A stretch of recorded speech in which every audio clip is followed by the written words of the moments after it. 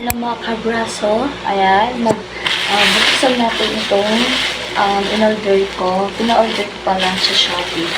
Ayan, bag.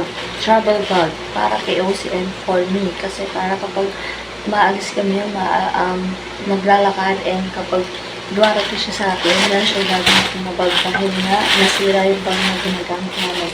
So, ayan, tapos ko lang kasi mag-lunch kaya ganito yung tsura ko. Ang laki ng katawan ko. Ang laki ng braso ko, diba? So, I don't care. Bakit? Ito ako eh. So, buksan na natin. Huwag nyo natitignan yung braso ko. Tignan nyo na lang yung mukha ko. Ayan. Buksan na natin. Diba? Ano po? Yun na.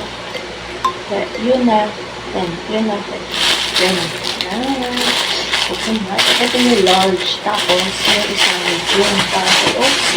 Ayan. Kasi nakapaano naman siya kasi nabili. Ay! Ayan. Sobrang laki pa naman ito. Ano, ginawa pala nito sobra. Ayan. Eco bag. Para siyang mga eco bag na ano.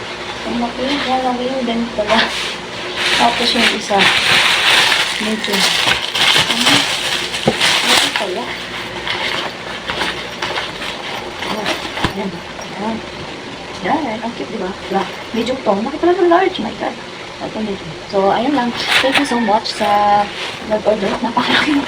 Diyos ko, wala. Expect ko ganito nakalaki kasi sa kanila pala. Ang hapot ang parang eco bag. Yung eco bag na sa ako. Diyos ko. Hindi pala pwede gamitin ko sa pag-travel bag. Ayan. Bibili ko na lang yung sa may Robes na may nakita ko doon. So, ayan. Pero, okay na. 381 yung dalawa. So, pwede na siya. At least, pwede kong magamit kapag maglilipat-lipat ka o yung mga gamit mo. Nilalagay ko dito.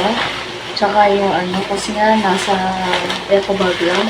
And soon, bibili din akong luggage. Ayan. So, yun lang po. Thank you, everyone. Pupunta ako ng church today. Don't forget to pray. Don't forget to church po. And God bless everyone.